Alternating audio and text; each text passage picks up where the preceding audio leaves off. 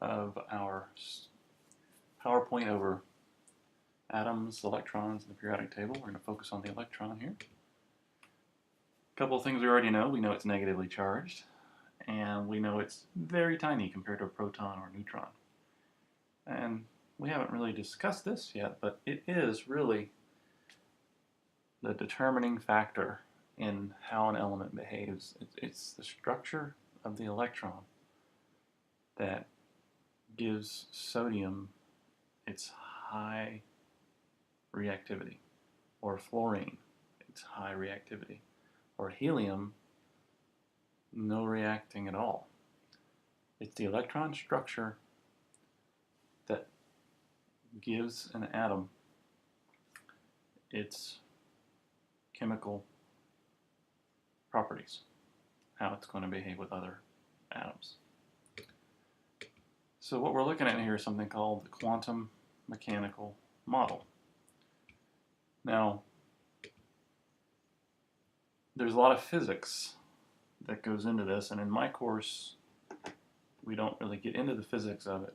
We just talk about the basics of it, and we leave the physics of it to higher level chemistries, or better yet, even higher level physics classes. But a few basics that we'll go through. Electrons are not like planets orbiting the sun. They don't have an orbit that goes neatly around the nucleus. When elements are heated, they give off light, and different elements give off different wavelengths of light, which helps them identify them.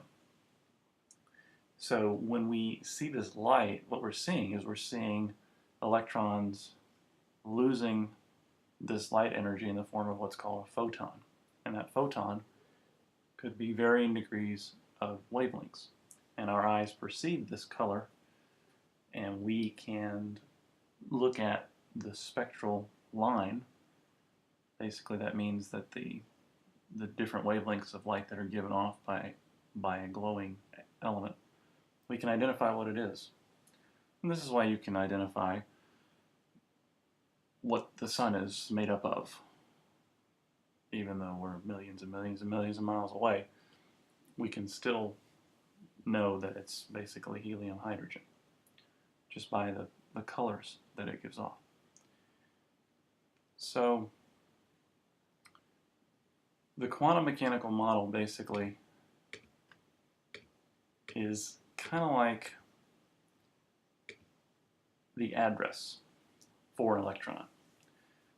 And each one of these quantum numbers that we're going to discuss gets more and more specific as far as the location of the electron. There's actually 4 quantum numbers. We're only going to look at 3. So let's go ahead and get through this. The first quantum number is called the principal quantum number, abbreviated with the letter N. And it represents the energy level, the principal energy level where an electron is found. The value for it can be 1 up to 7.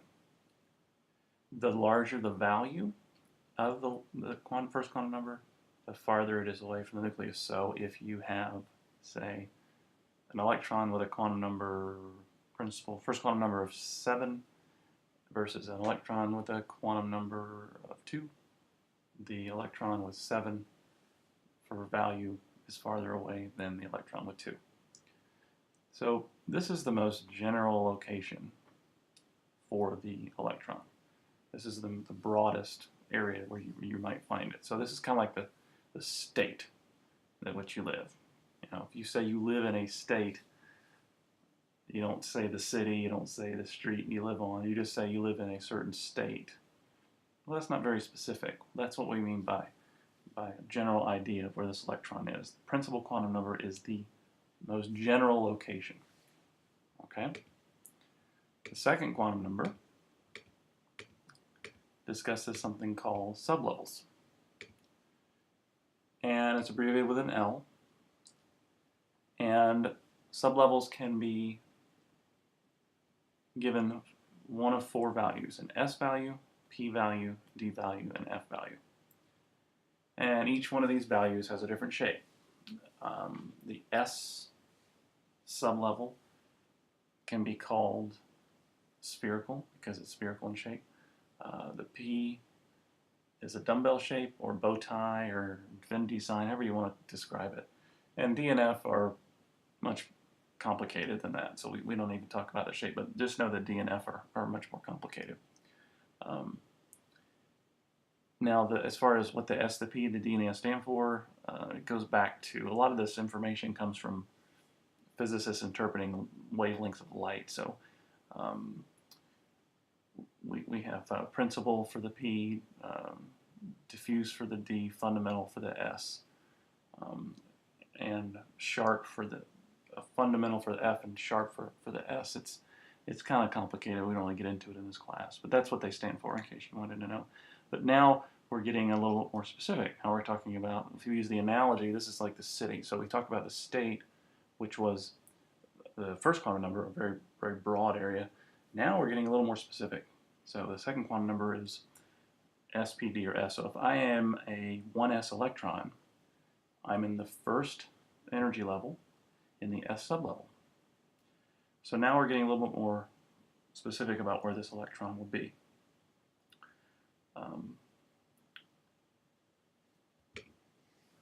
Third quantum number. Third quantum number, M sub L, represents the orientation. And if you think about, and I'm going to attempt to draw here, but not very well.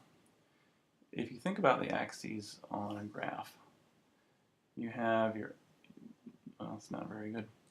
You have your y-axis, you have your x-axis, and then sometimes we talk about a z, which is kind of the three-dimensional look. This is what we mean by orientation of the electron. And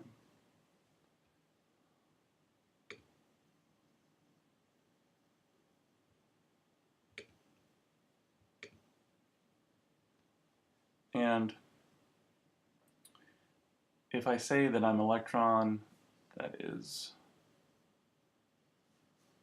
sorry, one moment.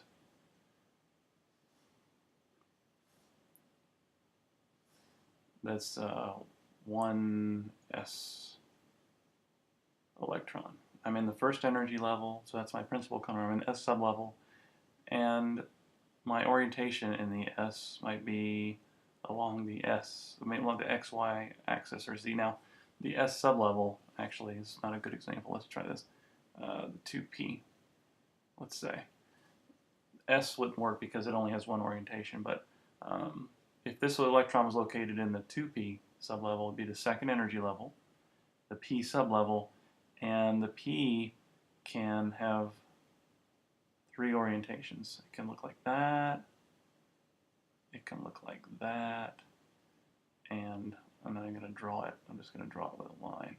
It can look like that. So this would be the y orientation, this would be the x orientation, and this would be the z orientation. Now, that's not a very good z, but you guys are going to have to trust me.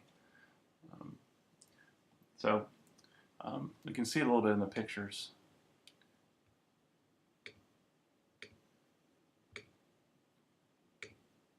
This is an S sublevel. Looks like a big ball.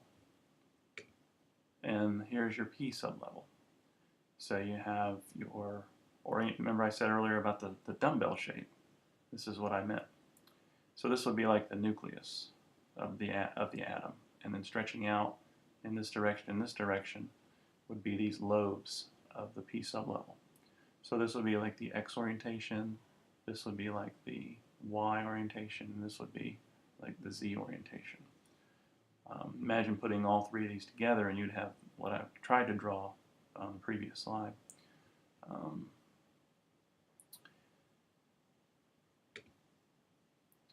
All right, we'll stop here, and this will be part 4 of our electron periodic table PowerPoint, and we'll get into electron configurations in part 5.